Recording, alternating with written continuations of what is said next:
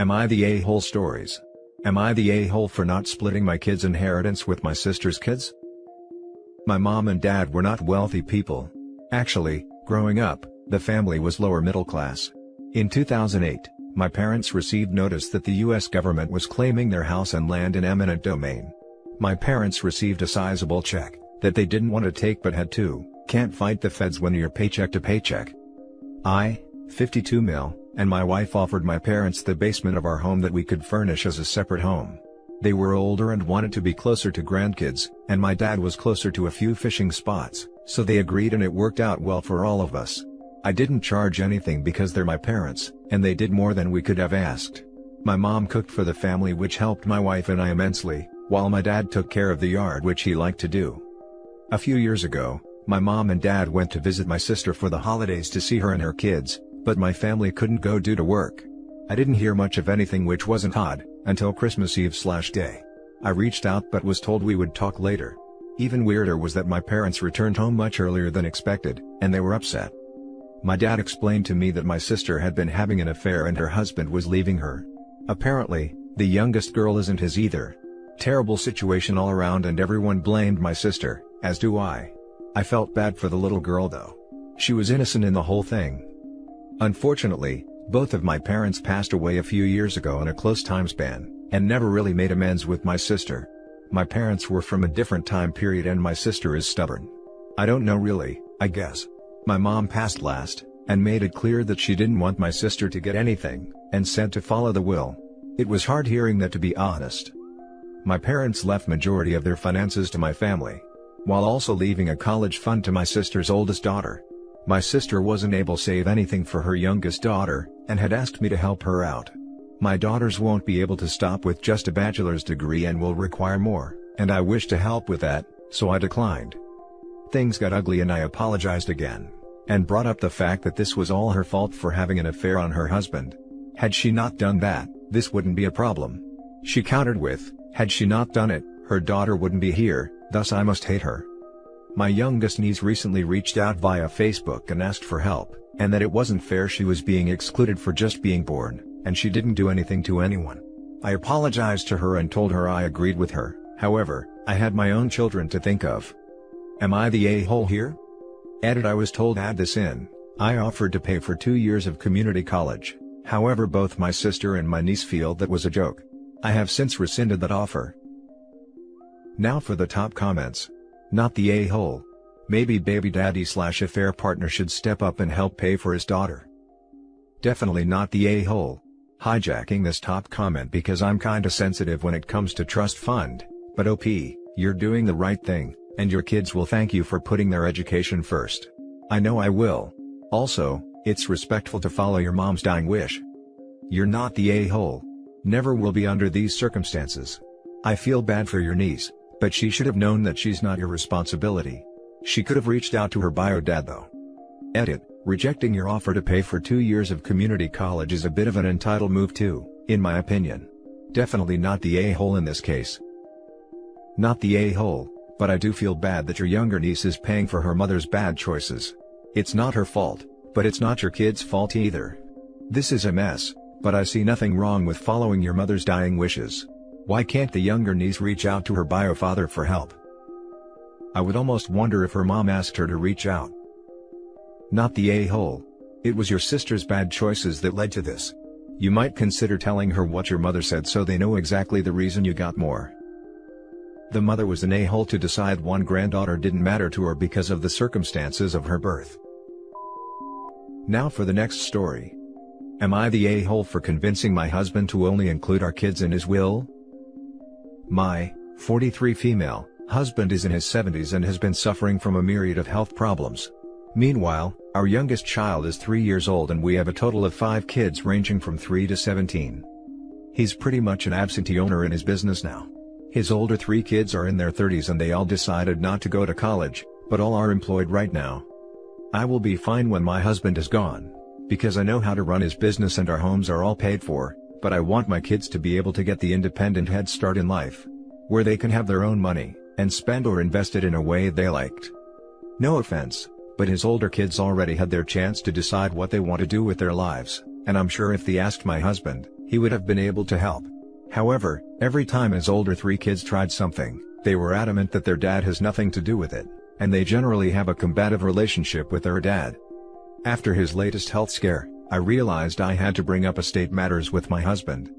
We sat down and talked, and I said that overall, if our kids were to split his assets 5 ways as opposed to 8 ways, that would be more money for themselves, and while it could never replace him if God forbid he wasn't able to guide them into adulthood, it would be more beneficial to them than their siblings whose windows of exploration are gone. My husband said he has always had a strained relationship with his kids. And he's been there enough throughout their childhood, trying to get them to value their education, but they all ended up taking unstable paths. And in the end, that was their doing. More discussion followed, but yesterday, we sat down with his lawyers and had his will amended so that his older 3 kids get a very small lump sum, around $300, leaving our kids and myself as the primary beneficiaries. Am I the a-hole?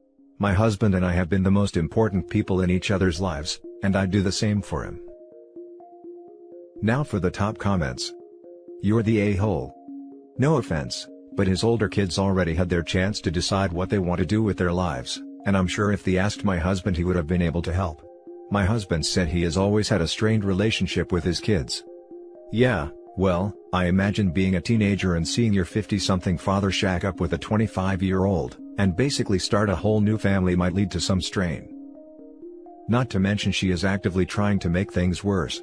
OP, you're the a-hole. You're the a-hole. You're 30 years younger than him, and just convinced him to cut his kids that aren't yours out of the will. Everything about this sounds shady.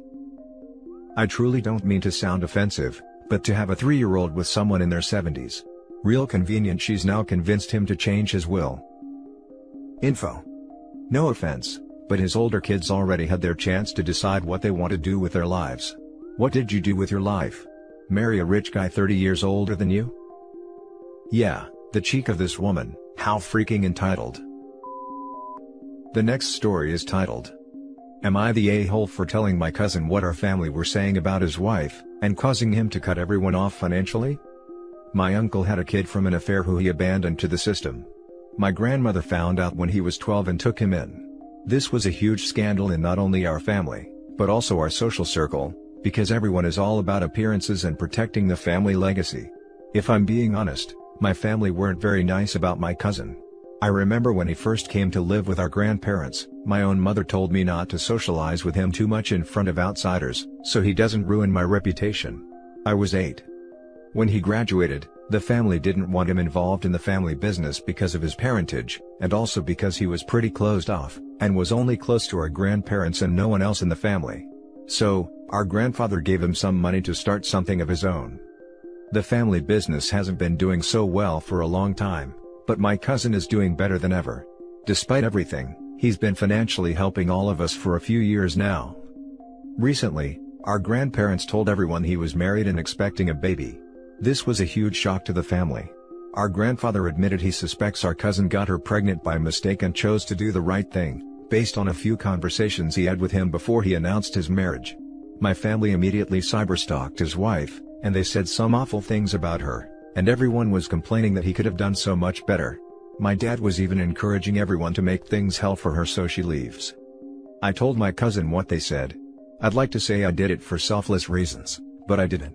He's paying for my tuition, after my parents refused to help since I dropped out the first time, and based on his personality, I doubt he's going to be very forgiving once they start this crusade against his pregnant wife. Well, he cut everyone off except me and our grandparents. He never told anyone it was me, but since everyone is floundering trying to figure out what they're going to do now and I'm not, it didn't take much for them to figure out I was the snitch. Now my family are angry at me and calling me all sorts of names. So, am I the a-hole? Now for the comments. Not the a-hole. They never accepted him as a family member. If they never accepted him, why do they deserve his help? They don't. They were mooching off him and only wanted his money, they didn't care about treating him like family. You were right to let him know exactly how they felt about him and his pregnant wife. You seem to actually care and accept him as family, so it's not selfish to let him know. He may be helping you with college, but you care and treat him well. You have accepted him as family, good job. Not the a-hole. The biggest and best indicator that you're not the a-hole is precisely because what you said below. Now my family are angry at me and calling me all sorts of names. Your family is messed up, so what they say is wrong, is most certainly what's right and decent. OP's whole family, except the grandparents, is the reason God created the middle finger. Not the a-hole. Stick with the grandparents who've proven they'll stand by their grandchildren, like they did with your cousin.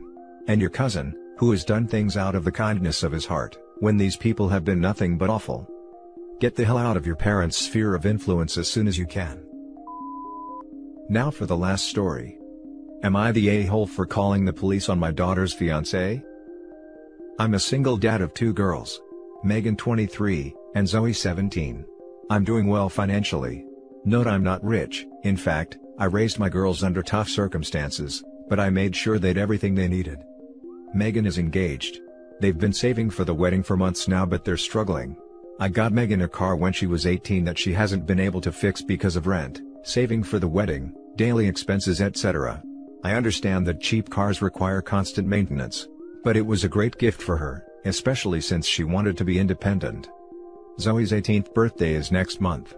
I got her a Hyundai that cost me $5,000. It runs perfectly. This is the first car Zoe owns. She has no experience in driving, so I wanted to get a car with less issues. Zoe likes it and can't wait to drive it. The key will be handed to her on her 18th birthday. It's been in the garage for 2 months now. It sure needs cleaning and will be as good as new. Days ago, Megan's fiancé started complaining about needing a car, since Megan's car can no longer run. He said that he was tired of using public transportation to go places, like the hospital and school, and said that they're literally broke because public transportation is expensive. He asked if he could borrow the Hyundai we have in the garage. But I told him no. That is a gift and cannot be given to anybody. I offered to lend him $100 but he refused, saying he will never take money from me. 2 days ago, I returned from work. Zoe was looking upset and worried. I asked what was going on, and she told me Megan's fiancé came and took her car, the Hyundai. I asked her when and she said at 10 a.m., so, he was gone for almost 10 hours. She told me he found the keys in my office and got the car out of the garage. She told him not to take, but he took it. I was mad. I called him, he didn't answer. I called Megan and she was out with friends. I told her fiancé took her sister's car and wasn't answering the phone. Told her he should have never touched it, and that I'd call one more time then go to the police. She said I was overreacting and he'll return it later.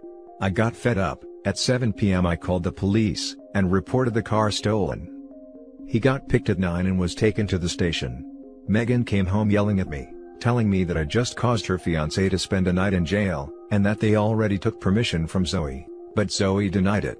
I argued with her that I already told him no. Doesn't matter if they took permission. I'm the one who's responsible for the cars, it's not Zoe's yet.